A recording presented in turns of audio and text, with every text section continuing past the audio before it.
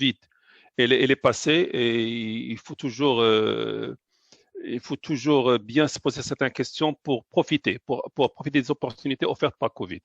Alors, je vais parler de certains outils qu'on n'utilise pas. Je vais parler des enseignements que nous pouvons tirer de la Covid-19. Et vu les thèmes de ma recherche, je vais parler aussi de l'intelligence, digitalisation, transformation digitale. Est-ce qu'ils sont devenus une nécessité? Et comment la Covid a pu démontrer des limites? Parce qu'on a vu des limites. Covid-19 va-t-elle changer des objectifs de priorité? Oui.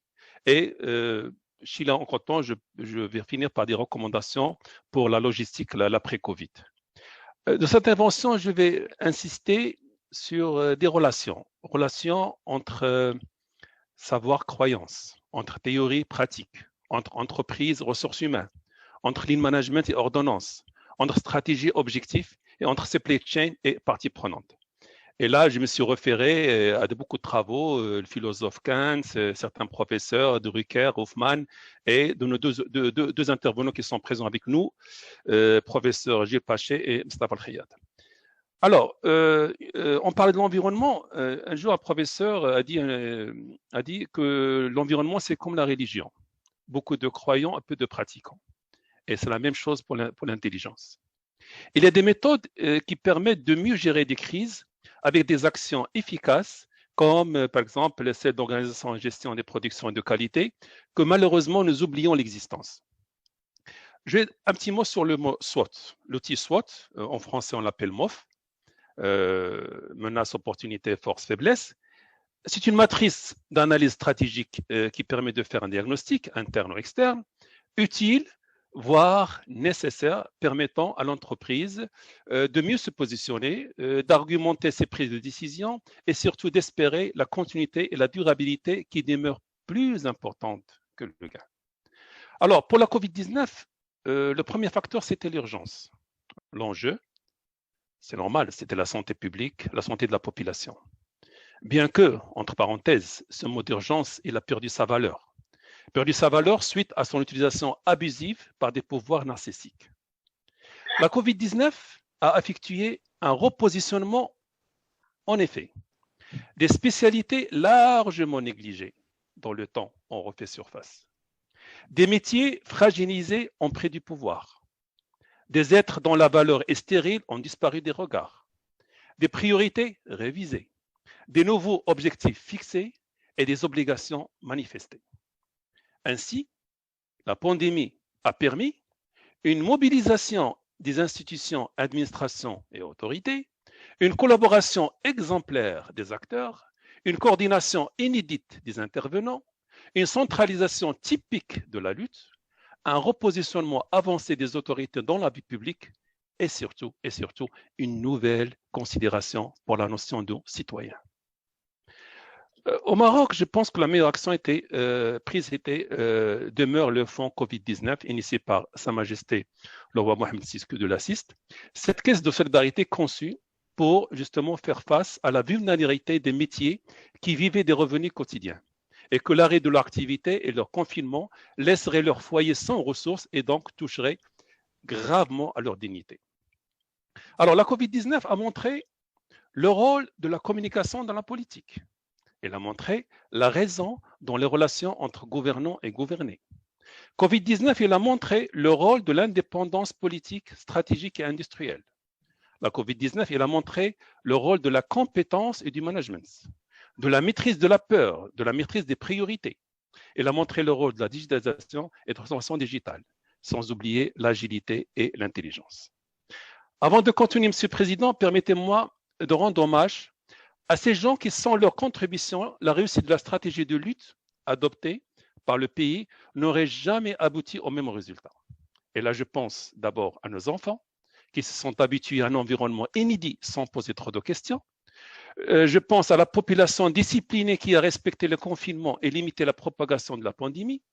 Je pense à la population qui a veillé sans relâche à l'application des dispositions prises et l'accompagnement des activités qui ont assuré la continuité de certains services. Je pense à la population confinée au travail, corps médical, nos marins à bord et certains agents d'autorité. Je pense au corps des enseignants, il ne faut pas l'oublier, pour leur engagement dans une démarche naissante et risquée sans être préparés.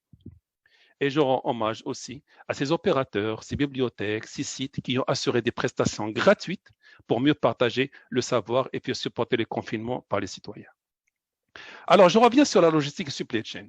Monsieur le Président, l'entreprise, il y a 4 volets à analyser. Il y a d'abord le sujet. Quand je parle de sujet, il y a le manager et le collaborateur. Il y a deuxième partie, la relation entre les sujets, que ce soit horizontale ou verticale. Troisième partie, il y a la politique et la stratégie de l'entreprise qui définit la compétitivité. Et la quatrième partie, il y a l'activité d'entreprise on parle de concurrence. Alors, pour le premier sujet, Monsieur le Président, il faut savoir que chaque sujet, il a son niveau d'intelligence, son degré d'implication et sa valeur d'ajouter, des valeurs qui sont dynamiques. La COVID-19, avant COVID-19, on parlait beaucoup des salariés fantômes. Avec la COVID-19, on peut parler des niveaux d'utilité des salariés.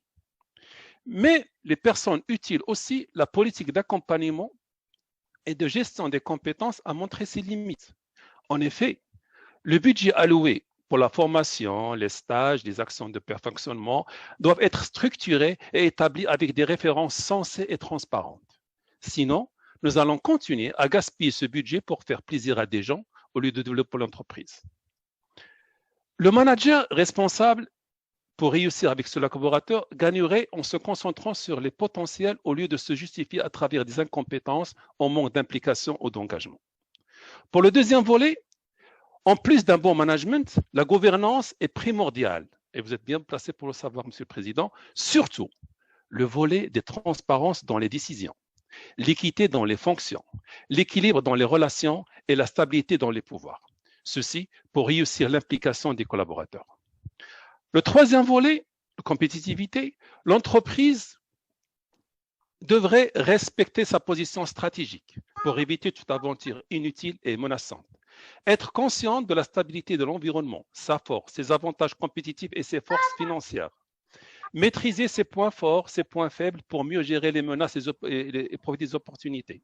S'ouvrir sur l'intelligence et la transformation digitale pour avoir plus de visibilité, de rentabilité, d'agilité, de traçabilité, de communication et de performance et réduire le gaspillage, les pertes et surtout les nuisances au développement. Pour le quatrième point, l'activité de l'entreprise passe par un management de la concurrence à travers une gestion de l'évolution développée, respectant les 4 volets qui garantissent son efficacité, à savoir l'outil de veille, les procédures de veille, réactivité à la veille et l'amélioration des réactivités. Toute cette partie avant COVID-19 était considérée comme de la théorie stérile qui est bel et bien utile seulement à enseigner dans les instituts.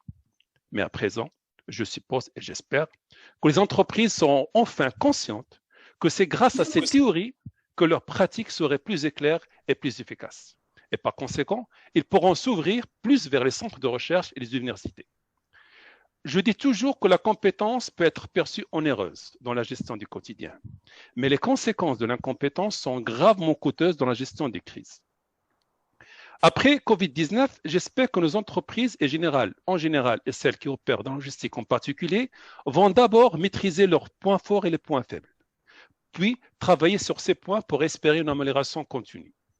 Dans la décision, il y a des postes très sensibles qui devront être dirigés par des valeurs appropriées pour permettre justement d'avoir toujours cet environnement de travail sain et des prises d'initiatives encouragées et des innovations libres de toute ordonnance. Bien utiliser les outils disponibles pour atteindre ces objectifs sans que l'outil dépasse son statut d'outil.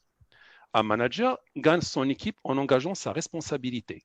Par contre, en essayant toujours de dégager sa responsabilité, le manager ne fait que créer une peur au sein de son équipe qui pourrait avoir comme conséquence directe un manque d'implication et d'engagement. La transformation digitale et l'intelligence sont devenues des nécessités absolues. Donc, une formation du personnel s'impose pour les accompagner doucement, progressivement, par une communication adéquate vers ce changement digital sans résilience ni résistance, qui toujours émane de la peur inutile des collaborateurs. Et est-ce que j'encadre pour